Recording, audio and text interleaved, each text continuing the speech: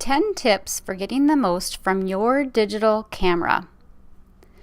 So a couple of items here that we want to just discuss as you start working with photography this semester. Of course, if you're utilizing a digital camera, you know that you can take as many photos as you want without wasting the old-fashioned film. You can look at pictures right away and you can decide, do you want to keep it or should it go?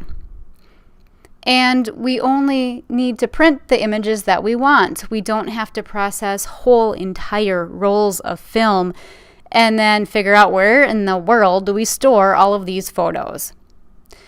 So there are many advantages of digital cameras, but there are also a few disadvantages. So of course in a film camera, the old-fashioned cameras, you take a picture almost immediately when you press the shutter button. In a digital camera, it can take a few seconds, especially if there are some automatic adjustments occurring. Also, digital cameras require more light than a traditional camera does. And sometimes, we need a lot of memory because we tend to take lots and lots of photos, and then what do we do with them?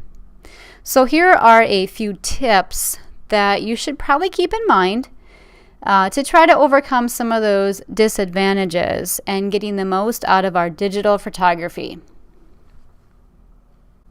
Tip number 1, control the light. The light that hits the sensor determines virtually everything about the picture.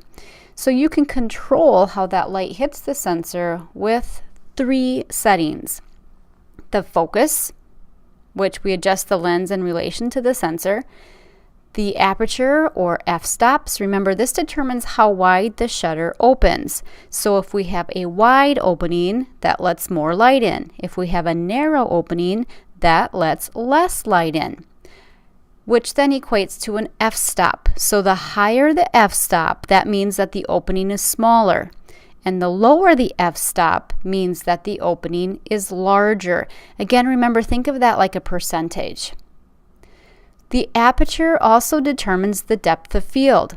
So we're determining how wide that opening is, which is the f-stop, which then gives us our depth of field.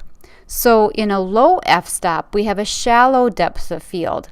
So that means that only what's right in front of us is in focus, and everything beyond that becomes out of focus very quickly. In a high f-stop, that means we have a large depth of field. So that means everything seems to be in focus. Everything seems to be very crisp. So low f-stop, that means that the opening is larger. That gives us a shallow depth of field. High f-stop, that means that the opening is smaller, giving us more larger of a depth of field. And that third item that we talk about in controlling the light is the shutter speed. So remember, the shutter speed determines how long that shutter stays open. Of course, the longer it's open, the more light will hit the sensor. And also, the longer it is open, the more likelihood your image will be blurred. Tip number 2, choose the best exposure. Many cameras, in fact most cameras, let you manually adjust that aperture and shutter speed. However, most all cameras have a fully automatic mode that adjusts those settings for you. Automatic exposure might not be the best for every situation, so we have to understand how f-stop, shutter speed, and all those presets are important. I want to note here that many of you in the tool that you are using to take photos, so whatever type of camera, whether it's on your iPhone or a point and shoot or a DSLR, we might come across different terminology. So on some of the lower end cameras, it may not say aperture and it might not say f-stop. So those are the kind of things we're going to address as we go through the semester and really kind of research, now how does my tool say that? So we want to have open conversations and learn from each other. Tip number 3, hold the camera steady and lock that focus. So of course, digital cameras require more light than old film cameras. That means the shutter speed often is open longer. And of course, like I mentioned, this causes your images or your photos to become blurry.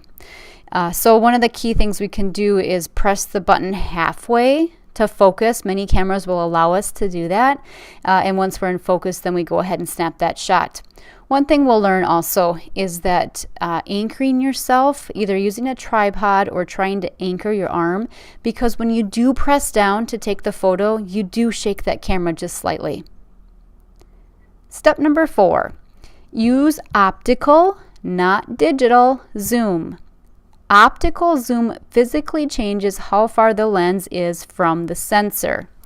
When you select digital zoom, it simply forces the camera to create the picture from one portion of the sensor rather than the whole thing.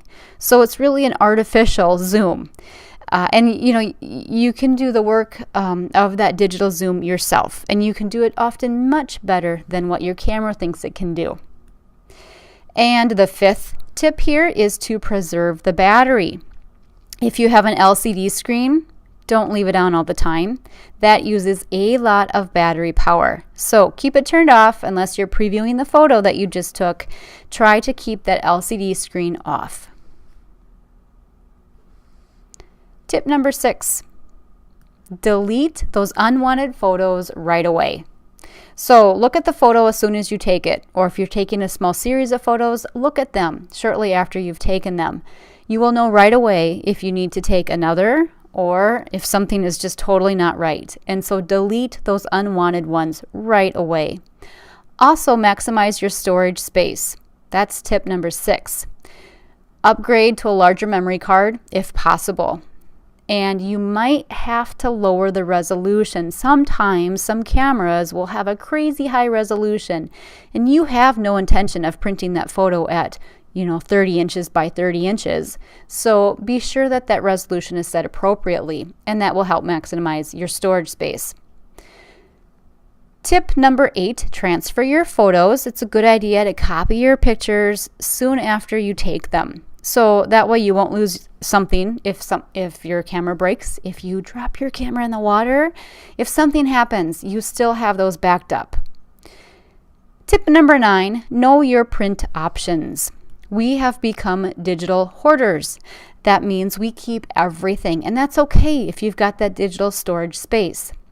However, some people still like to print their photos. So you can either print them with your own printer in-house, or you can use a professional printing service. Now, if you're going to limit what you print and only print those that are really exceptional, you're probably better off going to a professional printing service. And then share your photos online.